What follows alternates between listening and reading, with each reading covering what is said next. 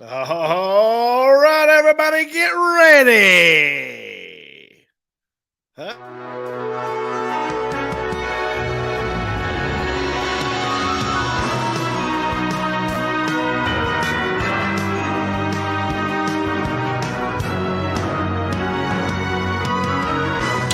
Number one then, and number one now.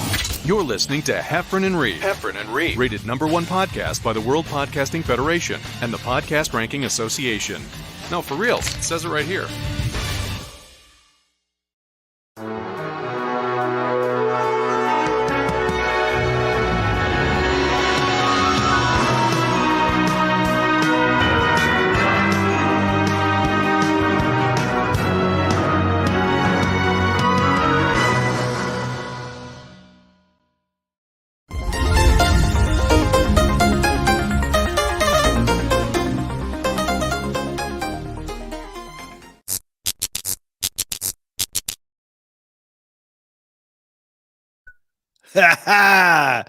Hey, everybody, what is a crackin'? Oh, man, yeah, there's the music.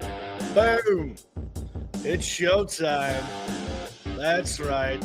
It's Monday, March the 7th, 2022, and we are live with an all-new Heffron and Reep show. Just got to clear my throat. Yeah, baby, all new live Heffron and Reep on Facebook and YouTube and a regular podcast for your ear holes. Rate, review, subscribe, and share. But you might be asking yourself, what is Heffron and Reep? I'll tell you what it is. It's two winners of Last Comic Standing, two road dogs, two journeymen who happen to love the 80s. And we hang out and we talk to you and each other. No politics, no pandemics, no Putins. So get ready to have fun. We got a great show tonight. Heffron's going to come in here in a minute. He's in Nashville right now. So I'm sort of hosting this show, and Heffron will come on later. Let me get some house cleaning out of the way. If you were at my show at the Funny Bone in Columbus, Ohio, Ohio, thanks for tuning in. This was one of the podcasts I was talking about. I have two podcasts. This one's live on Mondays, Countryish live tomorrow night. Stay tuned. Tonight, come back tomorrow as well. It's going to be a great show. And let me give some shout outs to our Patreon supporters of the Heffron and Reep show. We are listener supported. There's no ads whatsoever. Whether you believe that or not, we have no ads on this podcast. We have Patreon supporters. Patreon are the people. It's a website where you can donate and help the podcast. And I'll give you some shout. Brenda Sachs at the $25 level. We call her Sachs of Cash. Brenda Sachs, Steve Dean, Joey Ellis, Shane Flint, Bob Haynes, and Rick Sanford III. Thank you all for being Patreon supporters. If you want your shout out, get on that Patreon support page. Go to heffronandreep.com, click on support. You know, leave $1 in the tip jar. We'll give you a holler. There it is, heffronandreep.com. Now, if you have $0 and you'd like to help, you could always write a new iTunes or Apple Podcast review and leave us 5 stars. You do that, we'll read it on the show, give you a shout out.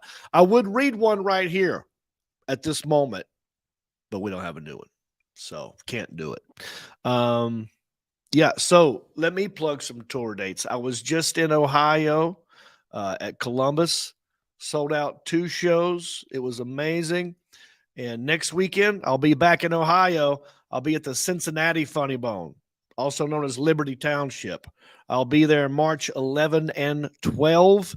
And then on the 18th, I just booked this gig, Grand Ole Opry. That's right.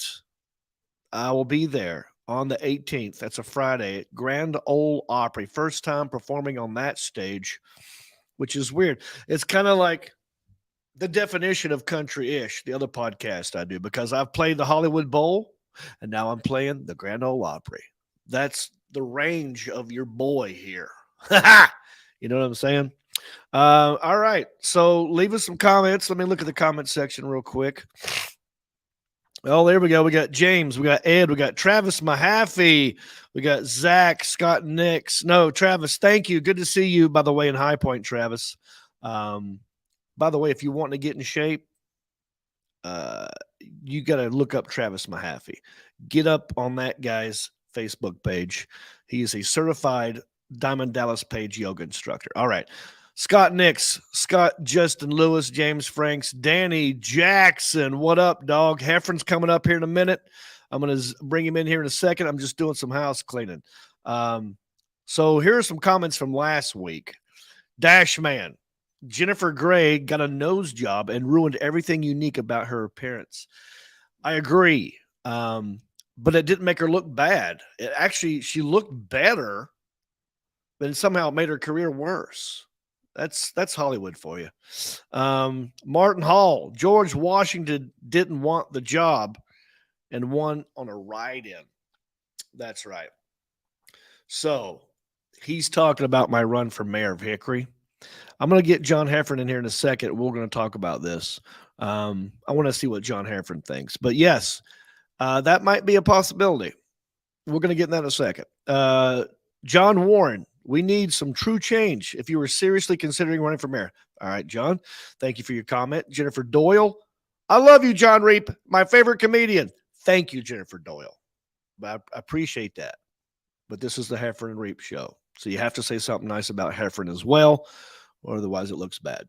Andy King, stabbing cabin on wheels. That's right. We were talking about vans last week with Jamie Bindle, the owner of the Punchline in Atlanta. And some dude called it a stabbing cabin. I love it. All right. Well, let's not dilly-dally any further. I've been sitting here jabbing away. This is the Heffron and Reep show, and we got to get Heffron up in here. What do you say, the Alan Jackson? Shall we bring him in as a special guest of his own show? However you want to do it. Let's get him in here. There he is. It's I believe it's Article 25-6 on page 7. It says Jonathan Reep is only allowed to say, I believe, 2,200 words, and for every word over, it's payable of $5. Oh, damn. Oh, what are we? Oh, hey, yeah. Oh, wow, Right. that's uncomfortable. Yeah, Dude, I have I didn't hear much. We're just gonna jump in. I have so much to ask you. I got a lot to ask you as well. I'm glad your Columbus date went well. Yes. I'm actually in Columbus, first time in a while at the Funny Bone, April 22nd, 23rd. So maybe people who came out and saw you can also then just come right back. They know how to get there. They know how to park. They know they were just there. Yes. And they can come back in and see me. I got a bunch of new dates. We'll put them on Heffron and Reep. And there's something else I want to show you about some of my shows that I'm trying. But first off, I've not talked to you since your whole mayor thing. Yeah. I found out about it like the rest of the world, just through a newspaper article.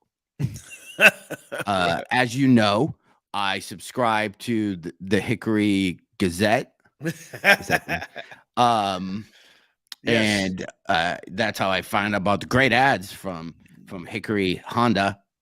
Oh yeah, Hendrick Honda Hickory. Yeah, best place to get a vehicle. Hickory. Yeah, I just like their ads so much. I just rip it out of the newspaper and just have it on my refrigerator. Yeah, they're very pleasing to the eye. I'm paging through there. I'm paging about some of the craft fests that are happening in Hickory, and then I'm kind of going, and I saw your local sports team played another local sports team, and then I read about those scores.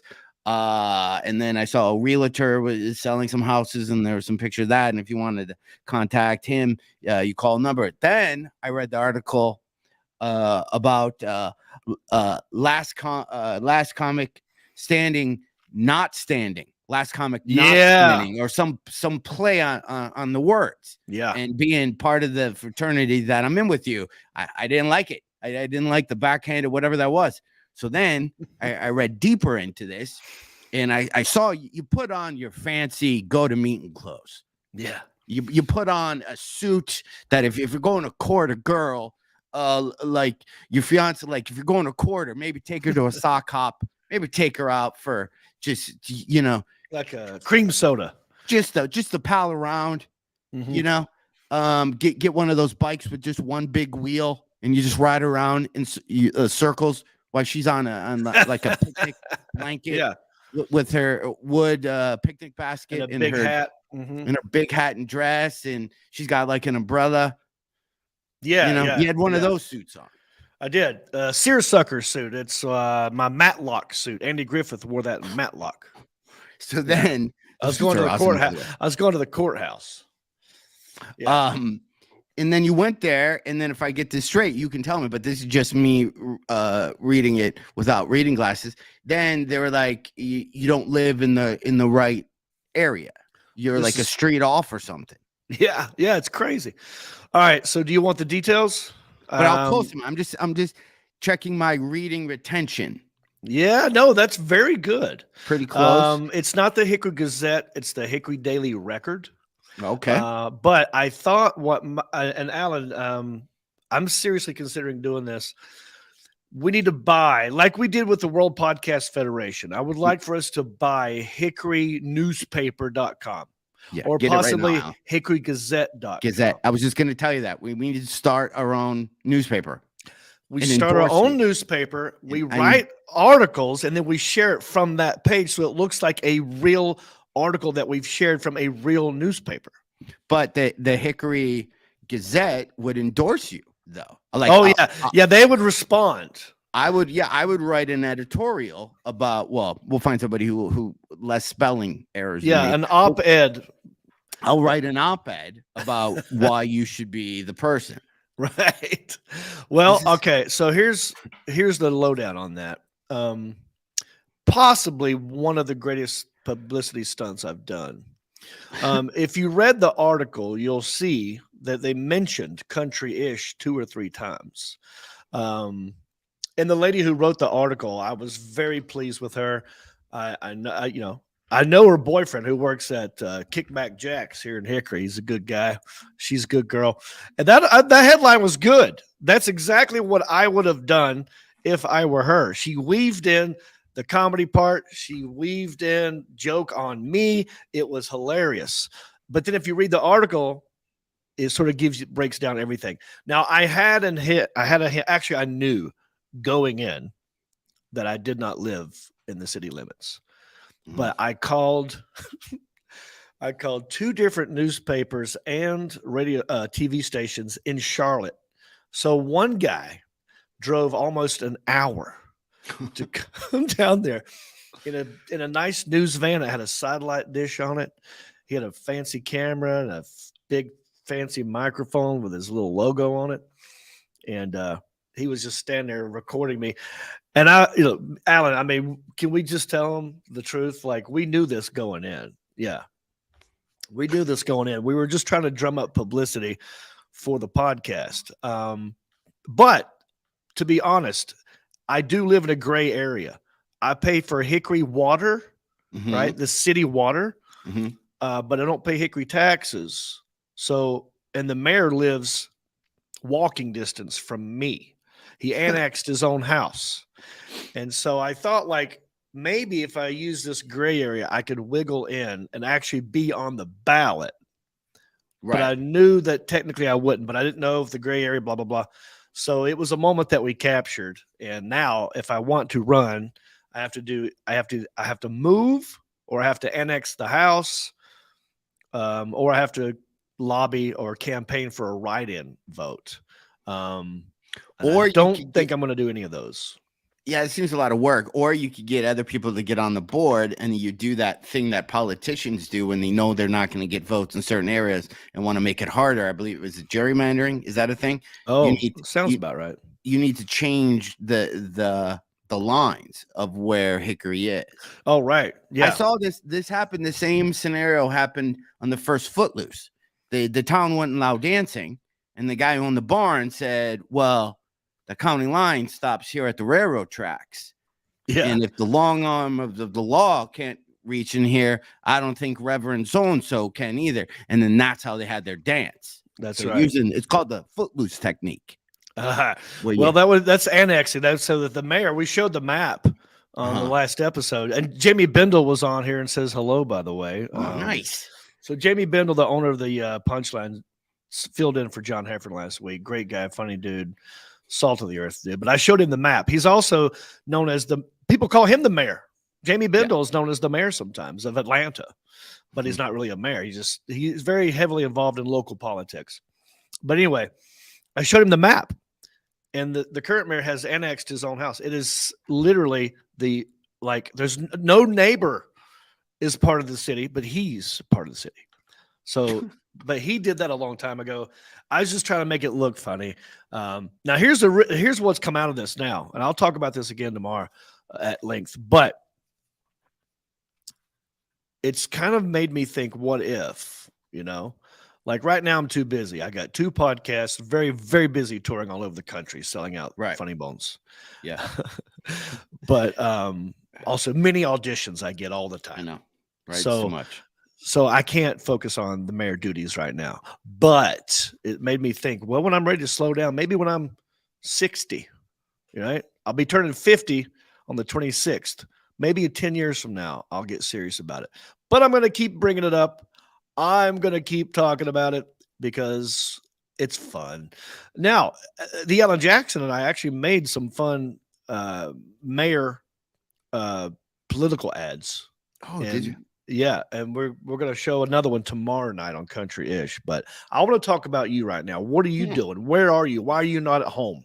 I am. So I'm not running for mayor. I am in Nashville. We are visiting family. I was in Nashville last Monday is when I couldn't do your show because I was hosting a TV show. I believe it's called, I kept messing it up. It's Stand Up Nashville or something like that. What? I might have said like Stand Up Live Nashville. Was it for the Circle Network? Yes. So, and I had introduced people, and Reno was on the show. Oh, nice. So I'm excited that Reno Collier. I'm excited. He's the only person I know, and I don't have to read his intro, right? Because I can't. You see me with these reading glasses. This is the first time I've had to read cue cards and not have glasses. So the cue cards were, and as big as cue cards are, but still blurry to me. But at least they had cue cards. So I'd kind of go, but at least I went, oh, cool. Reno's coming. This one I can just kind of wing it. And I introduced him as Mrs. Reno. What? Mrs.? Yeah. I said I was thinking Mr. and I said the word Mrs. Did he call you on it? Did he see as he was walking up to the stage? It's the word like he stopped. And I said something on Mr. He just laughed. Reno could literally. Yeah, he don't care. So he just went on stage and started. Yeah. I call him because he's the only comic who used the mic stand. So I literally, so when the tech guys brought out the mic stand, I'm like, who's the diva who's up next? Who's using a stand? Oh, yeah. And I go, nobody's used the stand the whole show. And now suddenly there's a stand and it was Reno. He was in back laughing, but I felt bad that I messed up, his name. How much comedy time did you do up front before you brought? They wanted me to do you do 6 minutes and then you introduce, but they did it weird.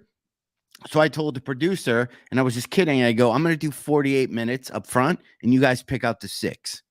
Oh, and they all looked at me like, is he kidding? Because I was going to just, then look at him and go, hey, there's something in there. But it was everybody was super cool, but it was a weird show in the sense of you would do 6 minutes, and then you'd say, we'll be right back. And then everybody stops.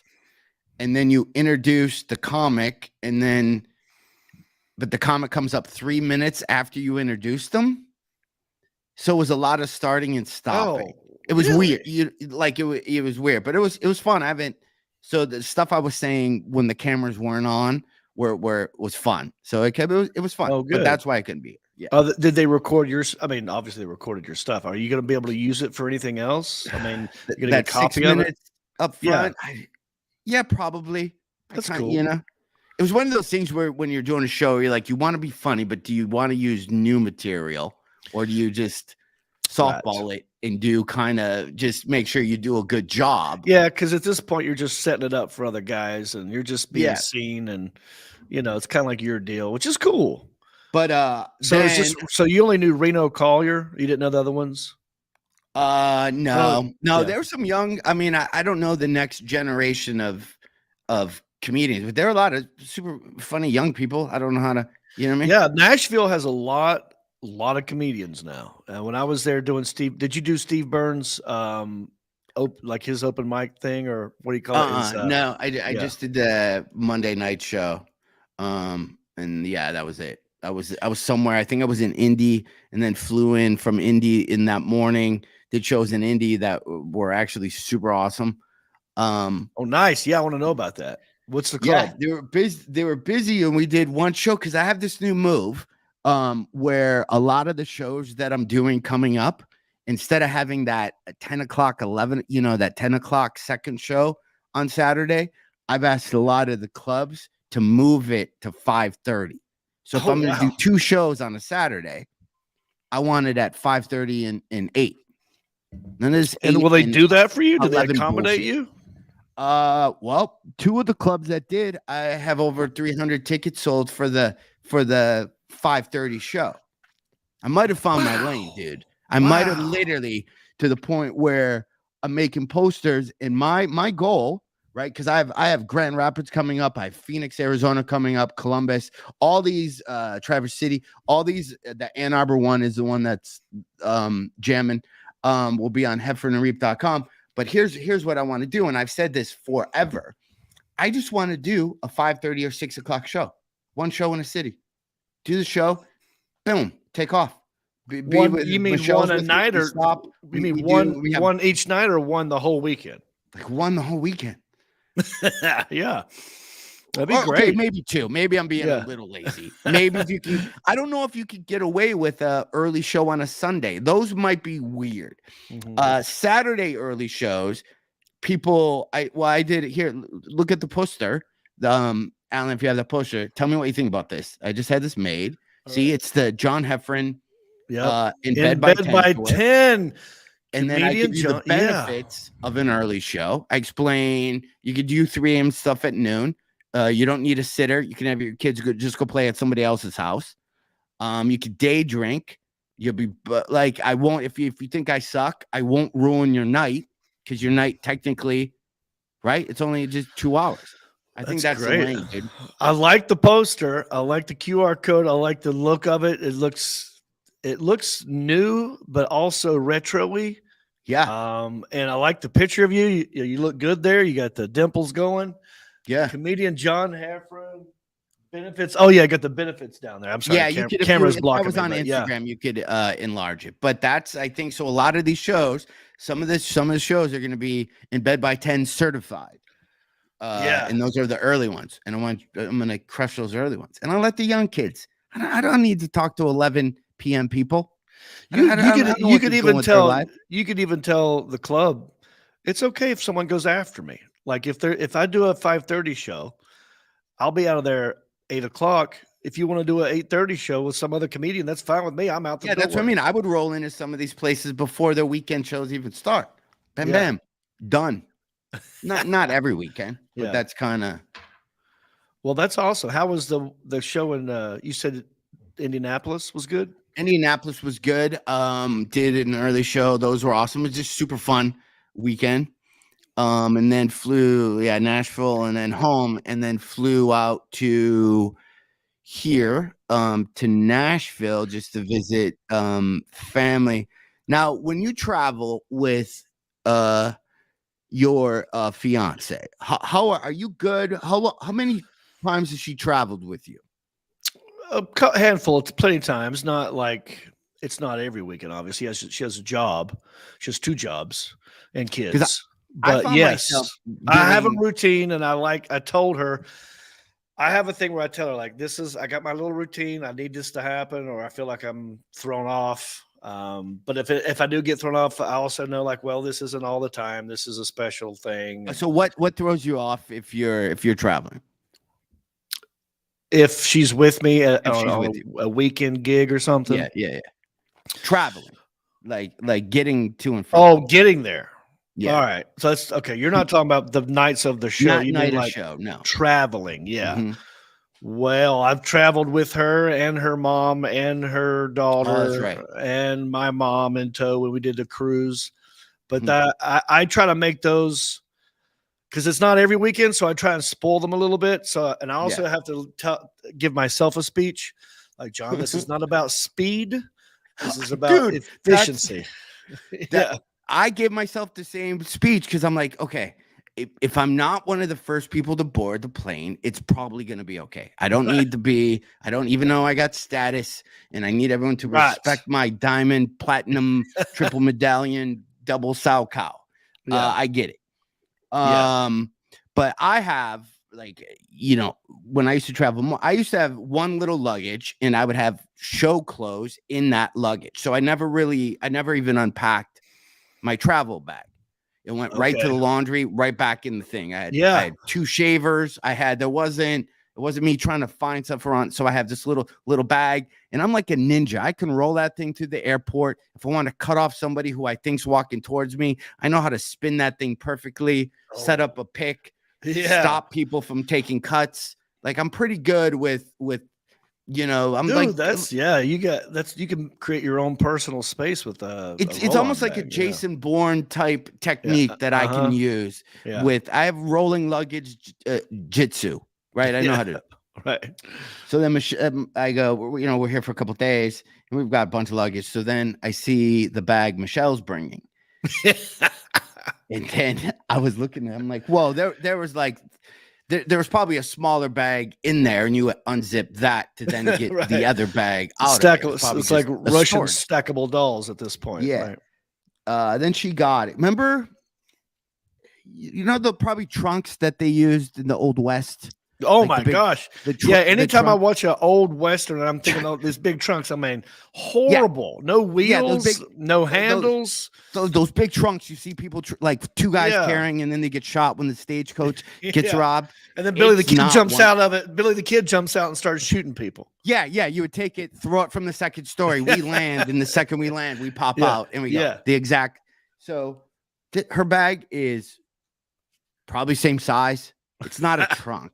But equivalent, and it's just big enough where I don't have the wrist strength to, how you can do that thing where you kind of pull it and then use momentum and you can drop it in the back. It's just too big where you can't get any leverage on it. It's just too big when you're going on the stairs, the escalator, to do that roll thing where it's on the step in front of you, then you go up instead of doing that, right? Everything about this bag, I was like, okay, now we got to get an Uber X. Because there's no way this is going to fit in anyone's Priuses. Like, this is like a whole, it was a thing. And then I had to talk myself out of it going, well, okay. But like, I'm like, dude, okay, wait, couple things.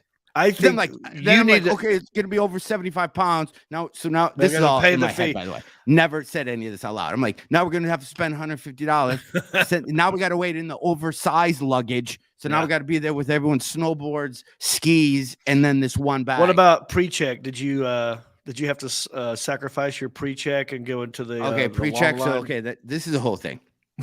Wait, before you answer that, I want everyone to know I see the comments. Right now, I'm just chatting with John. We're going to go to your comments in a second. Also, John, I think you should design luggage. And I have ideas for my own. I have the perfect kind of suitcase designed in my head. I don't know if it exists. It existed one or two times, but all right. So PreCheck, let's go. So PreCheck, not to make a boring story thing, but this is just enough to throw me over the mental edge.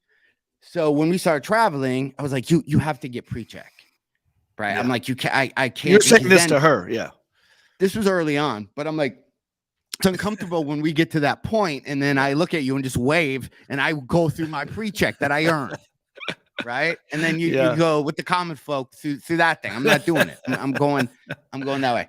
So then I have Clear. I use Clear. Yep. So then we have to sign you up for Clear because now it's even weirder that you have PreCheck and then I'm both there, and I wave at you, and then I go off onto my other super special line. So we get clear, and everything's fine. Everything's working fine. It's a okay, machine. We probably, I don't know how many weeks we've traveled with each other, just through the thing. And then we went and got married, and that threw off everything. Right? Because Clear doesn't know we're married. PreCheck kind of knows, but they're like, something might be. And then the state of Michigan, there was a typo on stuff. I have 2 F's in my name. Her stuff says 1, but airline ticket says 2, and it's a whole. So it was all leading up to just our one thing. And by the way, all of this hassle, worry, and stuff added 5 minutes to the trip.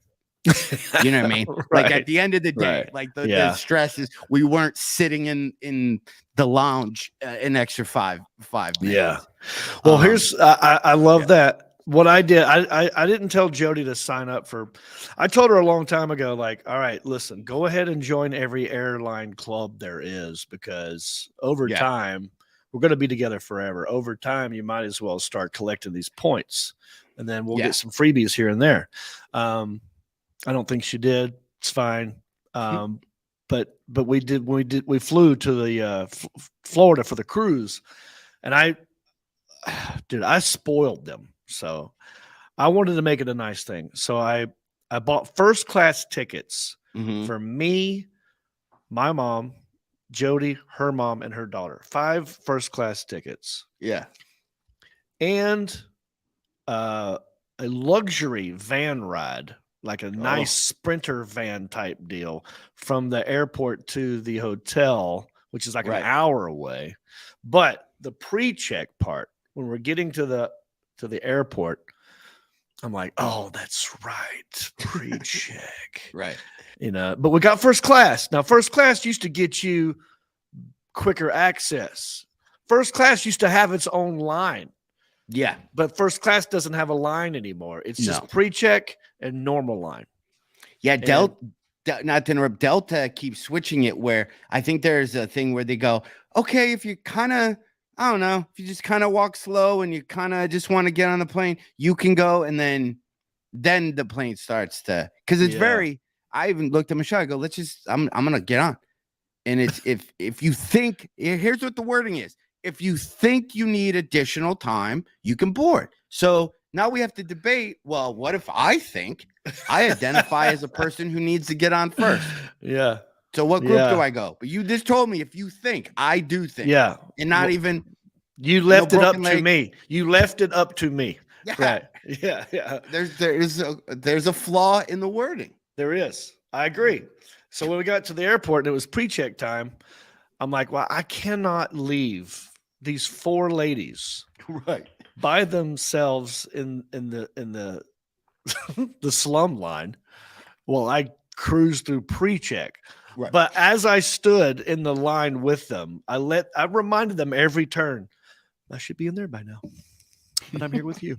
I want you to know that. I want you to recognize the sacrifice I have made to stand here with you, with these people. But no, it was, but see, I knew that going in. When I travel with her or loved ones, I have to make the speech to myself like, all right, this is not about speed. This is about just getting there. Let's enjoy the day. I have to make sure everything's fine. But yeah, it's funny how that is. Like, there are some guys that need to be, and I wasn't one of them. I didn't need to be. I would like to be, but there's people that take cuts and just keep inching their way to the point where it's the thing. But then once they get on the flight, they're the slowest guy to put their computer bag away, and they can't figure out how to move the seatbelt and then get out of the way. Yeah. So. Well, also, I have different philosophies of different circumstances depending on how I'm traveling. Depend on whether or not I want to get on the plane first. Okay. So, for example, if I have a roll-on bag, I know I'm going to want to get on the plane as soon as possible. An overhead. So I have the overhead bin to myself. Now, if I've checked a bag and all I got is my laptop bag, I will make sure I try to be the last one on. Oh, okay. So I don't have to deal with anybody bumping into me while I'm sitting there, because I like the aisle and I like to walk on last minute. People have so it depends. Yeah, people have horrible backpack awareness. Oh, yeah. And There's I hate to say this, especially females. They hit it because I always see. Yeah, you always get hit with the backpack. I know it's Women's History Month. I'm sorry, but women are like not that great when it comes to moving luggage around, whether it's a backpack or a bag.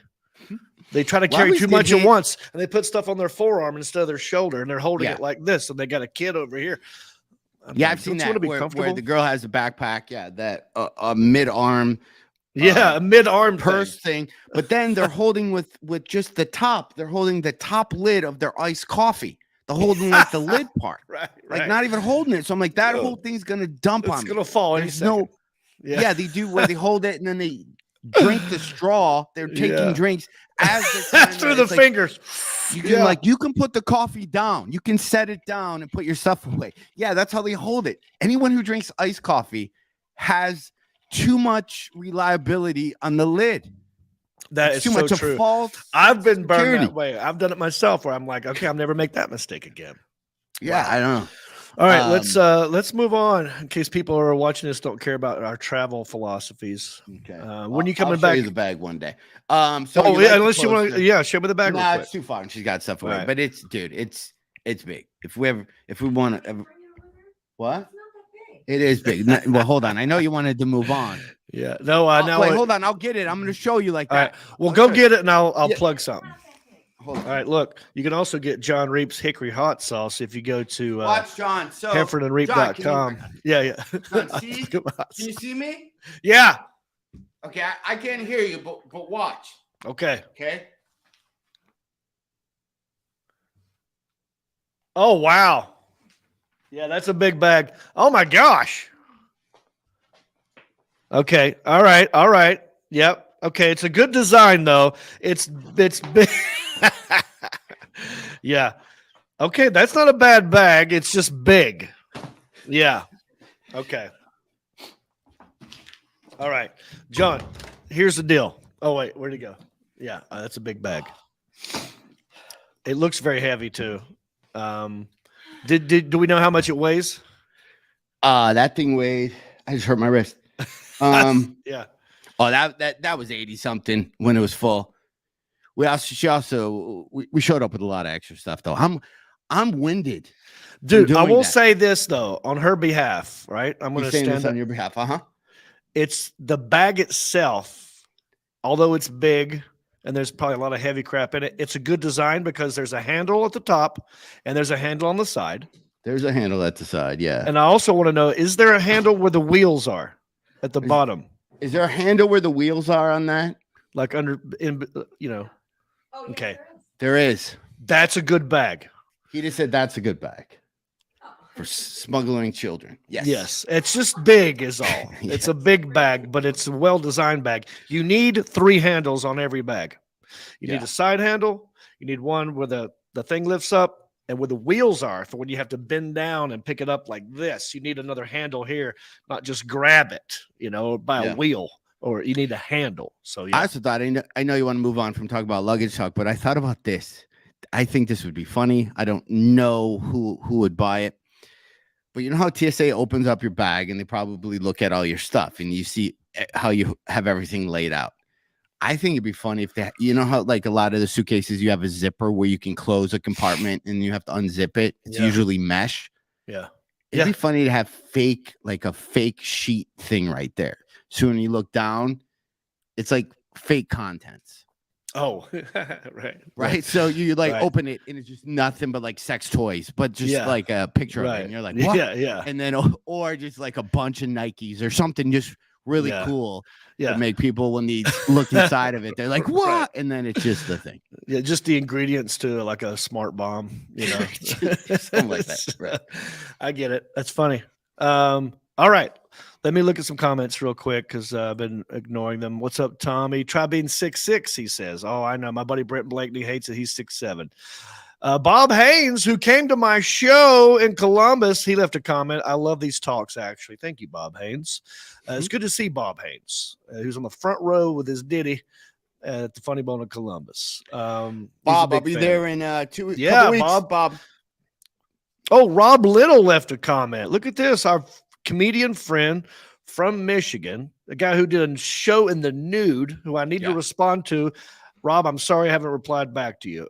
You text me at a weird time, and I thought to myself, I'll get back to that later, and I never got back to it. But he says, okay, I have contacted you guys several times. Could you both come on our podcast sometime? A little tomfoolery, please contact me. Yes, Rob, I'm saying yes. I will totally be on your podcast. I can't speak for John. I will be on your podcast. What about you, John? He's got to contact my agent. Oh, yeah, that's true. You have to go through that. Sorry. Let's see here. Scott Reese, John Reep, you should do a show with Cletus T. Judd. I have done that, and so is Reno Call. You're doing it at the Hickory at the El Pay Friends stand-up and country comedy music. Yep, Scott, not a bad idea. I have reached out to Cletus T. Judd to be on my podcast several times, and we keep, it's the scheduling things, but it'll happen eventually. All right, John, we like to talk about the 80s, and we haven't talked about the 80s yet. Have you noticed my outfit? I have noticed. I mean, I saw your tracksuit, which I'm obsessed with getting. I just can't find one. This was actually a gift that was given to my dad from a church group for like around Christmas. A random church group who just goes to like nursing facilities and leaves random gifts for people. This was in his bag, and Mom and I both decided there's no way that's going to fit him, or will he ever wear it. And so I have it now. I actually thought it was a joke, like, this is dumb, I'm never going to wear it. I thought, well, it's kind of 80s looking, I'll put it on today. Yeah. And now I love it. Yeah. I actually love it a lot. You got to wear that on stage. It's too hot, or I would. I need to wear more hoods. I'm sure they make this like a thin T-shirt with a hood. I was looking for that because I'm trying to find my stage look. Because when I shot that TV show, I wore a jacket and jeans. Yeah. And I look very sophisticated. But after watching, and I know you're only on season or episode 1 of Jack Reacher, I literally I need to become 6'5" and maybe 300 pounds. But once that happens, then I can start rocking out T-shirts. And do nothing but preacher curls. That dude's arms. Right. It's like, okay, do you know the difference between a curl and a preacher curl, right? Yeah, preacher curls are on that. Yeah, we put what's all a lot of your elbow. Yeah. And it works this front part of your bicep. Mm-hmm. So when this dude in the first episode, where he's got the wrist tie, the handcuffs on. Yeah. It just, all you saw was this big ass bowling ball in his arm. Yeah. And it was a little off-putting. I'm like, really? Wow, that's almost unbelievable. It almost looks like a joke. But anyway, I did the first episode with the fiance, and I can see myself getting into it, but we just didn't go back to it. We had other stuff to do. Wait, I was going to send you. I just did the first. I was going to send you. I bought every Jack Reacher book. Yeah. After watching the first one, I have 19 of the 20 something. Yeah. There was something else that took me out of it. I can't remember what it was. Took you out of it? Yeah, I forgot what it was. It seems like when he travels, he just gets clothes that are at that to me is the coolest thing. Yeah. Where you can just. Yeah, I like that too. He went into a Goodwill or a thrift store, and then the next scene you see him wearing a jacket that's too small, like his. Yeah. Like I think they did that on purpose, because I noticed that. But let's talk about the 80s. Okay. I texted you something last week that I said we need to talk about this on the next episode, and then you said, I'm already going to see. I already got tickets to see him in concert. Yep. And ladies and gentlemen, New Kids on the Block. They're back, baby. They bring back the time with Salt and Pepper, Rick Ashley, and In Vogue. Now, John, have you seen the video? I've not seen the video. So how were you aware of all of it? So you don't know anything about this new song or anything? I don't even know if we can. Yeah, it's okay, Alan. You just turn it down as we talk, and maybe we'll not get flagged. But this is how it starts. They have references to a bunch of 80s videos in this video, and it's all talking about like bringing back the good times of the 80s and Right. just the fun of everything. And Journey. I actually like the song. That's Journey. You'll see as they go, there's tons of them. Now, here's what's puzzling to me. And by the way, Salt and Pepper's in this, and In Vogue is in this, and it says Rick Astley or Astley, however you say his name. I say Ashley, but I just read it's Astley. Devo, right? Oh yeah, they're doing Devo, but I couldn't spot Rick Astley. Now, has he done is that him? Right there, that's him. That looks nothing like Rick Astley. Talking Heads. Yeah, he's doing Talking Heads, but that looks nothing like the Rick Astley that I remember. Well, because you only see when people Rickroll him, so you're still kind of have in your head that he's 22 years old. That dude's probably 60, and he looks crazy young still. He does, and he looks good. But his hair used to be bright red, and now maybe he dyed it for just this video to be like the Talking Heads guy. But if you compare what he looked like in his 20s versus 60s, the dude's not aged kind of at all. Yeah. They also have New Kids on the Block also have a song called The Boys in the Band. And it's all about boy bands. Nice. Biv DeVoe's in it. Some NSYNC people are in it. There's Salt and Pepper. Yeah. Dude, to this day, I could argue with anybody about how Salt and Pepper probably, in my opinion, in the 80s decade, has the best rap song. Push It.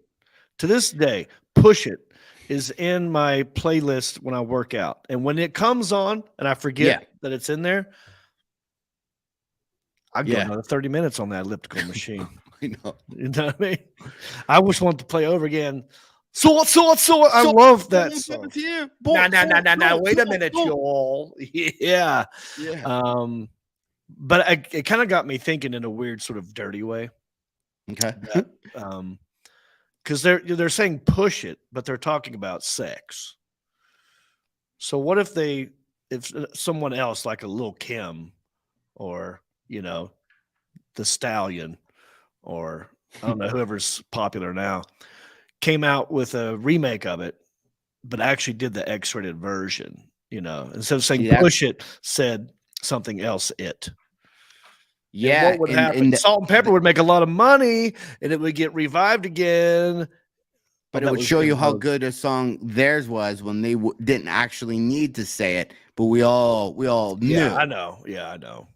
Oh, actually, when that song first came on, I don't know if I necessarily even thought I just thought they were telling you just to push it, like whatever it is you're doing. Right. Like push it. By the way, mow the lawn and just push it real. Like I didn't necessarily. But have you ever referred to having sex as I'm going to go push it? I have not. No. I've not. When you think of pushing something, you don't think of sex. It's not like how you do the sex. I wouldn't pushing. It's funny how many 80 songs I might be pulling. Right. Yeah. Funny how many 80 songs were actually about sex. Like, of course, that's probably what a lot of people sing about, but just being 10, 11, 12, you kind of didn't know. Yeah. Like, there's so many. Yeah. Like, Relax, Don't Do It. Yeah. I mean, that's so obvious. Once you go back, you go, of course. Right. But when I first heard it, Turning Japanese. Uh-huh. Do you know that song? No. I mean, I know the song, but how is that? Oh, wait a second. I'll break it down. I think I just got it. If you take all the lyrics. It's a little bit racist, though. It's really like, I don't like, yes, you could, what's appropriatism, that song? Because you are being kind of, but if you read it, the whole thing is about. Let's get Steve Byrne on the horn. I want to know how he feels about this, even though he's not Japanese, he's half Korean. Yeah. I want to know because and correct me if I'm wrong, but is the turning Japanese? I really think so. Like the orgasm and the face, is it like your O face? It is in reference to, and he's looking at a magazine and he's reading like the girl's bio, and the Japanese part is him masturbating and your eyes being somewhat closed. The song is kind of now that But I'm it's saying not this, specifically the O. Is it just the whole act? it's I don't know how to even like. Hey, I don't leave wanna in the be tied to comments. this that I'm saying it, but it's Yeah. no, it's the squinting. It's the squinting, and you're turning Japanese. But I don't Because squint. I I'm hey, either all the way shut or I'm open because I'm looking at something. yeah, But I can see me possibly squinting during the ending part. yeah, that's what I think the song. Okay, yeah. The song right, good. is 100% about. Yeah. Interesting. And And it's then Darling Nikki. yeah. Oh, those are obviously dirty. Those Like are I wonder obvious. if we were to go through and see which ones are dirty songs without knowing. I mean, obviously now it'd be easy to pick, but Yeah. um, John, are you going to be like in we used to Arizona play that anytime soon? song from Third Eye Blind when I did morning radio in Detroit, and we were it was called the Adult AC station. Okay. And our boss was always like, hey, it's, when you talk, think soccer moms. Think of women in vans driving their kids to school, and Right. everything that comes out of your mouth, you have to realize those women have kids in the car listening. That was nonstop. What we had to listen, we heard all the time. And then we play Third Eye Blind, Semi-Charmed Kind of Life, which is about doing crystal meth. Do. I want to hold it, buzzer, and then rolling, bounce to me. I took a bump again. I took it. I took the hit that I was given, and I bumped again. I fell asleep inside your bubble. It's the whole song's about doing crystal meth and falling asleep inside of a girl. The whole song, and we're literally playing. So we play that song. I never knew that. I remember. I'll never forget. I'm like, this song. Is about crystal meth and partying, and we just had this speech. And then the next song, and you can look all these up, was Sean Colvin's "Sonny Came Home." Like I don't know how many people know that song. Yeah, do you know that it's song? A horrible slow. Sonny came home. So anyway, that's about a woman burning her house down and killing her husband. So we would go from crystal meth song into woman coming home, killing her husband, into Tears from Heaven about a kid falling 20 stories and dying. It's the most morbid. And then we're like, let's just be happy women's adult AC soccer mom. Like, look at all the songs you're playing. It's just like, so what they're saying is soccer moms are so stupid. They're not gonna get what we're even talking about. So these ones are safe. But you can't do turning Japanese. They might be onto you there. I don't know. I don't want to know. No, if anyone tells me I don't want to know the real version of Mbop. I'm going to keep it exactly how I think it is in my young years. What about Tainted Love? Scott Reese wants to know. Tainted Love. So I have a story about that song. And you have random stuff where you hear older people talk about it when you're a kid and it just sticks with you. Does that make sense? Yeah. I remember I worked in the bottle room of Colonial Market in South Lime, and we had to sort bottles. So people would come bring the gross ass bags, and you'd have to pull out your hands and count each can or each bottle, and then write up a slip. Oh, you had 23. It was gross because you had to stick your hand. So there's the guy that worked there, and he was way older than I was. And that song came on, and he's like, well, you know what Tainted Love, you know what the song's about. And I was like, no. And to this day, he described it. He goes, well, there's a part of your body that's in between. That's in between the testicles, the testicles, or the lady parts, and then the butthole. There's a little piece of land that's in between both, and that's the taint, because it ain't the it butthole, and it taint the thing. Neither and one then, of them. Yeah. Yeah. So the whole song, he was like, it's Tainted Love. It's the whole song's about that spot. To this day, I can't think of that song without thinking of that conversation. That cannot be what it's about, though. Hey, listen, it's. I you mean, know I what? guess it could be. You're writing songs and you need some enthusiasm. You need to Don't figure out. don't touch me, please. I cannot stand the way you tease. Tease. I love you, though. You hurt me so. So, like, you hit that. Like, if you hit But- that spot, that could like hurt things because that's like. Yeah, no no, man's land. 100%. Yeah, as I Yeah. said, I'm like, oh, that would hurt. Yeah. Pack my things and go. I don't know. I think it's a Tainted love, stretch. but no, it's just this. So That's funny though. So every time I hear that, I think of the phrase "taint the blank, taint the." Wow. Mm. All right, John. Let me ask you a question. We're going to Okay. switch it up a little bit. Switch it up. Speaking of the 80s, Okay. I'm going to give you this day in 80s history. Like this totally happened today Okay. in 1988.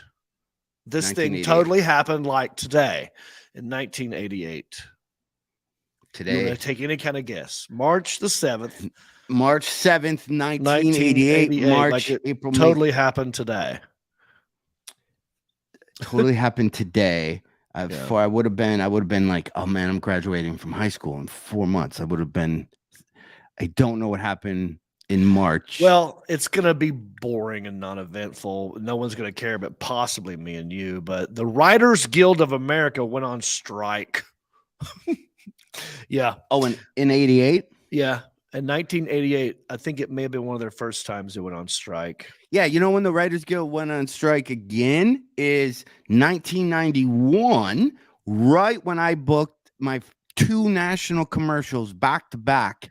I was in the zone, and then everything got shut down. What There commercials? were no more. you in? I was in like some tech companies like Hollywood.com. I was in, yeah.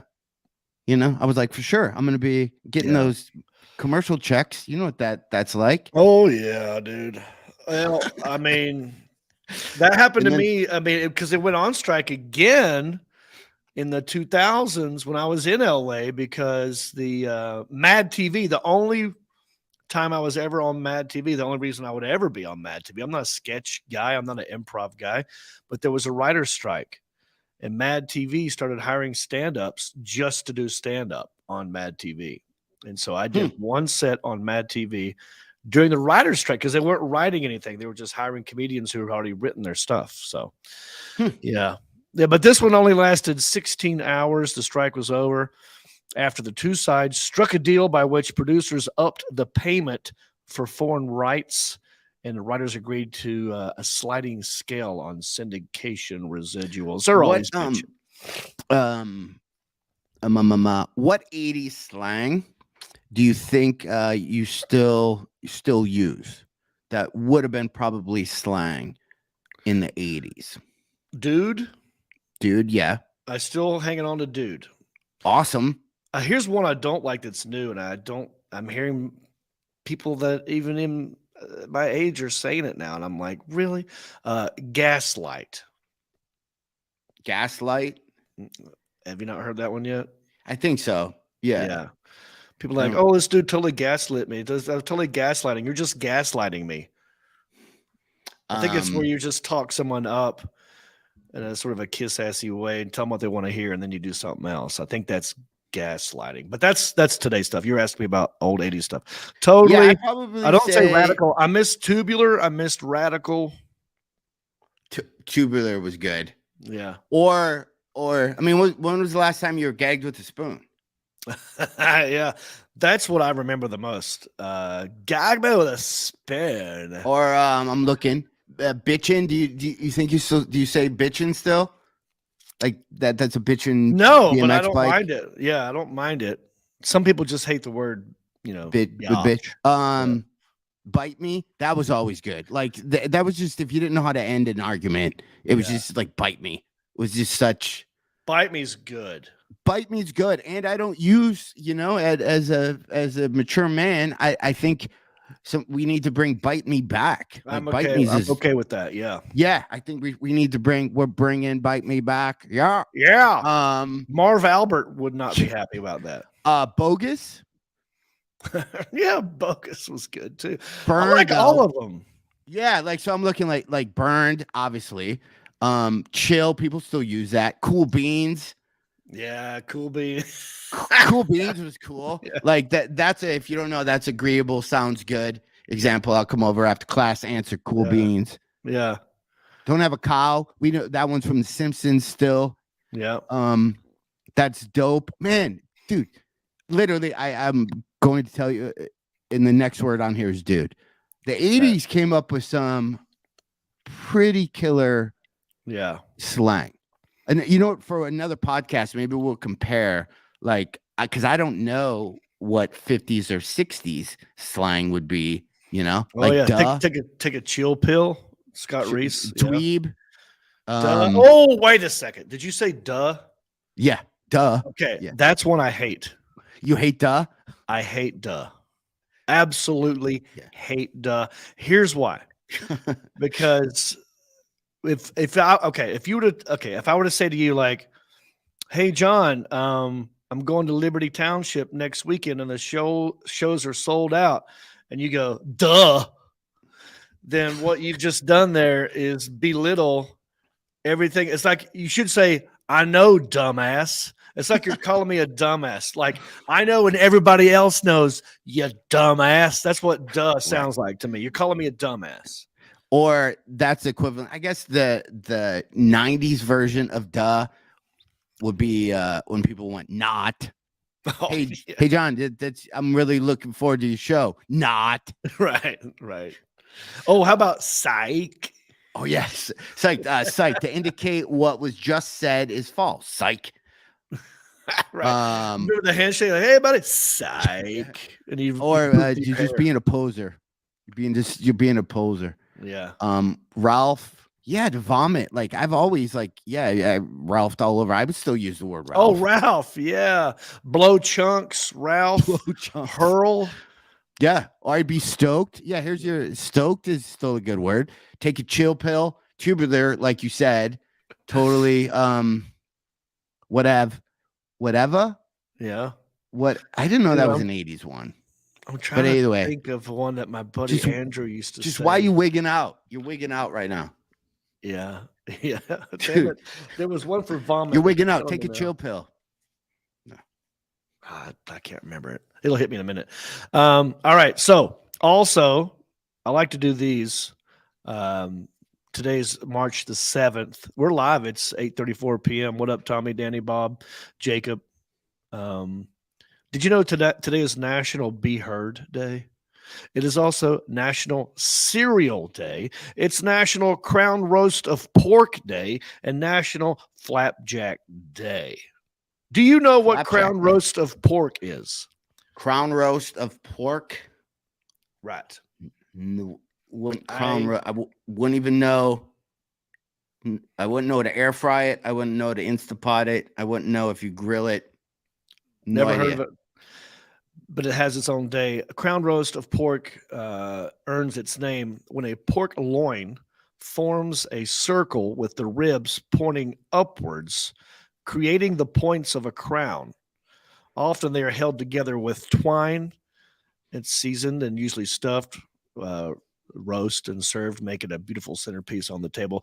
The ends of the bones may be given a proper frill treatment for added decoration. Never heard it, never seen it anywhere in my life, and I'm almost 50 years old. Have you ever heard of crown roast and pork? Crown roast? No, not that one. No. The only one. Yeah. No. So and she's worldly. She eats more. Yeah, she knows stuff. Yeah, she would know, dude. Yeah. But you like cereal, so happy it's National Cereal Day. Don't you? You're a cereal guy, aren't you? I used to crush at cereal. Like, oh my gosh. I try not to. I can finish a box. Like, yeah. I'm definitely with one eating a full box of cereal is easy. Honey Smacks. I like how it makes my pee smell when I pee. Honey Smacks. Right? Honey Smacks, right? With the frog, with Dig'em. In the honey, it makes your pee smell like what you just ate. Really? I've noticed it enough to keep it in my brain to say it out loud. So it's the opposite of asparagus. Opposite of asparagus. When you pee, if you have Honey Smacks, or they change up the names, it might have been Sugar Smacks, right? They kind of, Yeah, I remember But you know I what I'm remember the talking commercial about. as a kid in the 80s. The frog would smack you in the The face. frog, yeah. Because Yeah. what milk was? Well, this is a whole nother conversation. But what cereal had the best milk after you were done? So I happen to think Sugar or Honey Smacks, even though they've changed the name, but we know what I'm talking about. I think that Fruit Loops, dude. Fruit Loops get too soggy, and same with Lucky Charms. I think Lucky Charms cereal is shit, but the marshmallow is good. 100% yes. So But you asked, your question was, what's the Yeah. best milk after it's done? That would be Fruit Loops. Or Fruity Pebbles. Fruity Pebbles. Either Fruity one of Pebbles those, milk is because it's pretty good. color. Yeah, it's a good color. You know. I Cocoa used- Pebbles. You got chocolate milk. Yeah. I used to when I was a kid. My mom had like, you know, your levels of cereal has changes. Like, so now we're at the age where you buy the cereal that's at the top shelf, Right. and it's all just, Yeah, it looks like it just helps you poop. Like everything, all the cereal on Yeah. the top shelf is Yeah. like bran, oat, this or what. And then, you know, next time you're at a cereal aisle, if you look, they do it exactly so the eyes of the cartoons on the cereal box are making eye contact with the age of the kid that is walking down that aisle. So what does that mean? So Frosty the Flakes or Tony the Tiger, his eyes are literally where a 6 or 7 year old's eye line would be. Are they looking down then? They're kind of giving you a little side eye, like, what's up? What's up? What's up, kid? Yeah. Wait, okay. So if it's a And then kid's the old cereal, then old it's people probably who want to poop are looking down at you. Oh yeah. Their eyes are looking down. Wait, I'm laughing because my mom just left a comment. Your mom just left a comment? Yeah. She said peanut butter Captain Crunch. Peanut butter Captain Crunch. The milk, because you got peanut butter and sugar. Yeah. So now so Michelle just said she's off the side studying. I was going to say a thing. The problem I have with Captain Crunch, it cuts you. Yes, it kills the roof of your mouth.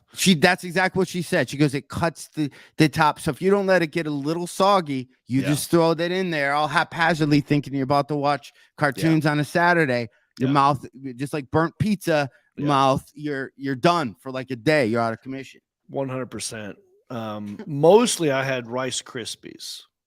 That was mostly what I got. And mom would sprinkle sugar on it. And then she would put the milk in and then like do the thing with the spoon where she would actually mix it up for you. So there's not like half soggy, half dry. She would actually mix it up. The problem, well, yes, with Rice Krispies, because when we had that, my sugar to Rice Krispie ratio was, man, I would put so much sugar on, it would be like an island. Like an iceberg, like you would see in all the cereals. You wouldn't spread it around. You wouldn't sprinkle it. I dump it all in the middle, and then so when you scoop that the first thing, you had like 4 Rice Krispie Pebbles, and then a whole thing of sugar. Yeah. Oh, but I did that with grape nuts. My mom used to have like, and I thought this was, you know, old people cereal. It's grape nuts. Have you had a bowl of grape nuts? One, it soaks up the milk faster than, so that's a weird ratio. You got to figure out, you got to eat this quick because the milk's going to be gone. And make sure your caps, like you can't eat it if you have crowns, caps, any type of thing, because you would literally biting asphalt. Yeah. I don't understand it as a cereal. Well, Seinfeld had the whole bit about it's not a grape, it's not nuts, it's grape nuts. But I agree in that it's the hardest cereal ever. But I ate it. It never appealed to me growing up. And then someone had it somewhere once, and I tried it, and I was like, oh man, I could kind of, if I got my mind in the headspace of that, like a good crunch, I could enjoy this. But I never went back. Did you ever do that thing with those you know, those little boxes of cereals you take camping, and then you could slit it with a knife and then pour the milk right into the box and then eat it? But you didn't know you could do that with those? No, that was the whole purpose of it. No, they're not waterproof. That's cardboard. No, the ones that used to come in. insulated little bag that would hold, so it has Bag perforated inside the edges, cardboard. and then you'd open it like flaps, and then you could put the milk right in that little box, and then just eat it directly like that. So you wouldn't even need a bowl. Never done that. That sounds But- amazing, though. But I would take those and just do the mix. Like I would open up every one and just throw it all in there, and you just have like every cereal all just in one Yeah. thing. I'm enjoying this conversation for many reasons. The most You and I- animated I've been all day. You and I pronounce the word MILK differently. Oh wait, not now in my head how I said it. Yeah, Like, I know. so- That's why I didn't say it, because I didn't want you to try to repeat me. But you said it differently than I So said. I get cereal milk. Now you're aware of it. Now But- I'm aware. But no, Milk. there's no. It's not wrong. I could be saying it wrong. Okay, first of all, Southern. Sometimes people go milk, like it's two syllables. Milk. Milk. Yeah. But you're saying milk, like MELK, milk, like belk. But you're saying milk, and I go milk. To So me, you're- you're saying it MELK, and I'm saying it MILK. I know. Can right? you say what goes in cereal? Milk. Yeah, she said it like me. She said it like you. So I'm the one who says weird. Well, if you go back, yeah, Milk. you're saying milk. Yeah, like Milk. Tommy Grayson spelled it. You're saying it MAELK, milk. It's a northern accent. Milk. No, it's I love it. It's just different, it's all. Meh. Meh. It's almost like I don't need this milk. It's milk. Meh. Meh. It's meh. It's milk. Um, Oh, happy flapjack day too. You like flapjacks? I'm not. I don't even know. I don't know what flapjacks are. They're just pancakes. How come they're called flapjack? I mean, why isn't it flapjack? What's the difference between a pancake and a flapjack? Nothing, right? So why is it Flapjacks there? are they smaller than pancakes? To me, that's the exact same thing. But it's more fun to say flapjack. I think a Flapjacks. flapjack is what you eat when you're camping, and a pancake is what you get at a restaurant. Because if you go, let's say if I go, hey, want some eggs and some flapjacks, you probably like, that sounds awesome. If I go, want some eggs and some pancakes, you're like, ugh, that might I be gotta- too much. I got to put my shoes on and go. Yeah, my I'm already. hair. That seems like a lot of work. The Yeah. pancakes, when you hear pancakes, you're like, that's flapjacks. You're like, I can have a few of those. Yeah. And I think you flip them up in the air. Like it's almost like the word flap, and it's like flip, like you flip flap, like you toss it in the air and it spins and it lands. Well, what do you get when you go to McDonald's and do they even sell those full breakfasts anymore? Where it's eggs, Oh, yeah. I remember those. sausage.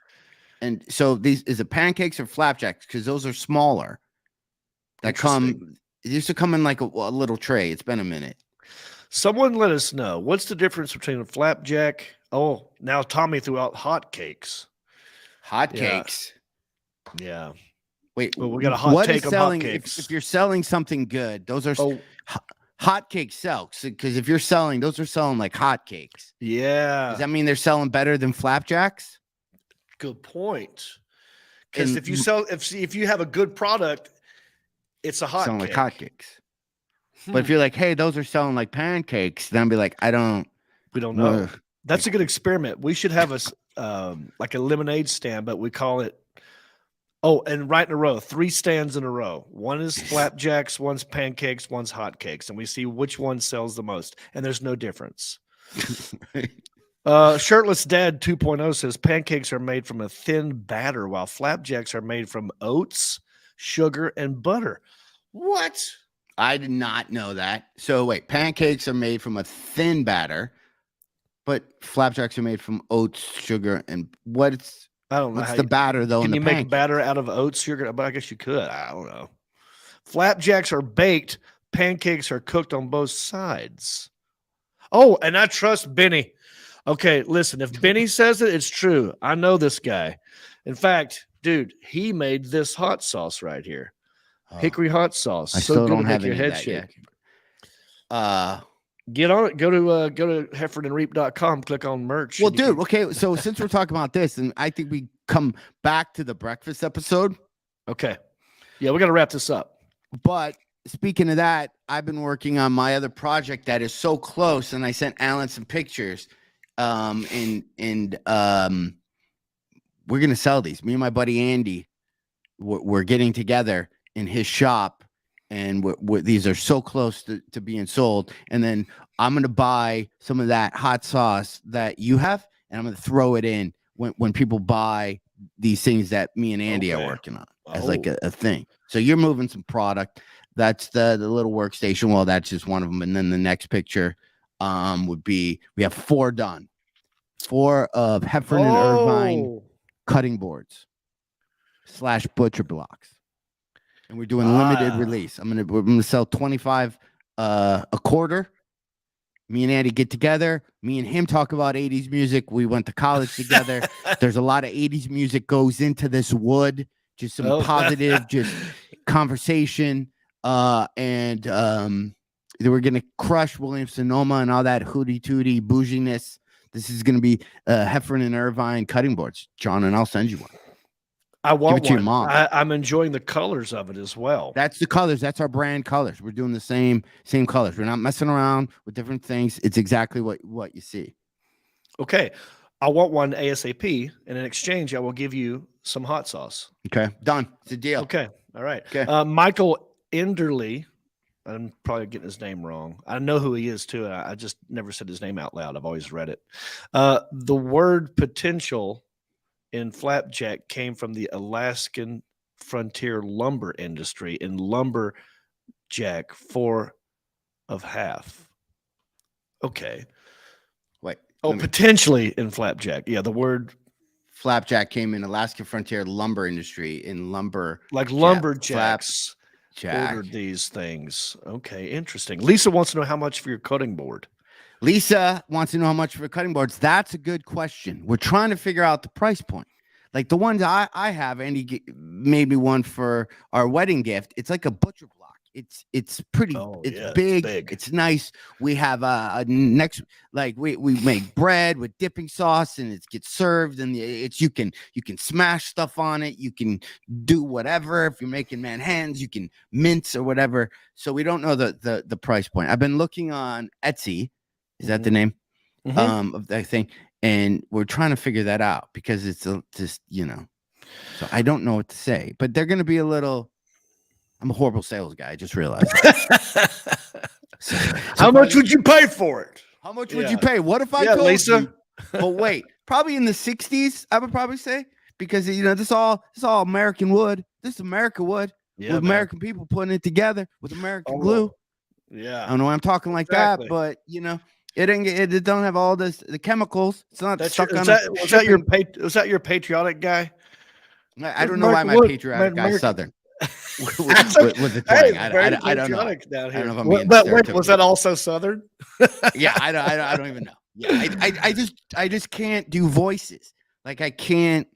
I've been trying to read this. I wrote like this little story for our granddaughter, and I can't. I'm trying to narrate it, but I can't do voices. So there's like a mom says something in the little thing. So like a nursery rhyme. Oh wait, I'm supposed to cut one of those. You're supposed to, but I don't. So every time I have to read the mom's part, I suddenly make her talk like she talks all Southern, and it makes no sense at all. Wait a minute. Now I like that. Whatever you just did right there. I wouldn't even put a thing on it. Just start doing stuff, and then we'll figure out what that is. But that was interesting. Whatever you just did, the female. I like the way that sounded. Okay, what the next was that? podcast, maybe we'll get. Oh crap! I'm sorry. Tammy Pescatelli is performing in Michigan next weekend at the Magic Bag. I told her I would plug the date. Find however you find Tammy Pescatelli is one of our good friends. She's performing in Michigan in Ferndale. I forgot to write it down, but I told her I would plug the show. But anyway, we should maybe do a read for this thing I'm trying to put together for the granddaughter, where all of us just do a reading. It's 2 minutes long. You could play a part. Would you like to be the neighbor or the mailman? Whichever one makes more sense with the way that I sound. You know what I mean? Like whatever is in your head, whatever that is to you. Like I would let you choose. But I'll totally do it. I like Hold doing on, so, voiceovers. I haven't had a um, voiceover audition in a minute though, so yeah, I'm gonna say yes to that. Okay, here's what I need you to say. Okay, ready? All right. You're gonna have to. I'll put it in. I'm gonna put it in the private chat. This is it. This is the only thing. It's gonna be one thing. So the deal is your motivation is you're just being. I think this is a neighbor. And this little girl asked you if you could make blueberry pancakes. And this is what your Oh yeah. that's so weird. We're talking about pancakes. This is why I know. wasn't even going Full to mention this, circle. but I've been working on this forever. And now the fact that we brought up pancakes and things. But so here is in the private chat. So hold on. I'll do the thing. Okay. So tell me when you want to read it, and I'll read a leading into your part. Okay, so this is I just got it in private chat. I just got it. So again, because I was kind of looking at other comments while you were talking and trying to get Tammy Pescatelli. What was the I got her website pulled up before I do this. Magic Bag or something in Ferndale. Yes, Ferndale, Michigan, March 11th. Yeah. Magic Bag. Go to pescatelli.com for those. All right. So you want me to read this as a story? Yeah. So this is a whole, and I wish I could send you the audio. Am I male or female? This could be a neighbor. So, man, I want you to play this. Okay, so I'll go back right here. This is just a little girl asking people if they can make blueberry pancakes. Okay. Jane waves to her neighbor as she gives his fence a shake. Neighbor, can you make blueberry pancakes? I can bake them fluffy. I declare out loud, my pancakes are soft and light. It's like eating a cloud. See? I got 5 more of those, dude. Look at that. You're going to like this. Okay. Or do you want to be, right? It's fun, right? Are you recording this? Or do you want to be the male guy? You want to read the male guys? Now, what I just did, there was a little foghorn leghorn. Okay. Without saying that's what I was doing. Did you like it? I liked it. Here, but I'm gonna read you just one other part, just because we're gonna see what direction we want to go in. Okay. So you auditioned for the neighbor. Now I'm gonna have you audition for John Reep. If you could just state your name. You're reading for the part of the mailman. So I will just when you're ready, John. Well, it's the exact same copy that I got here twice.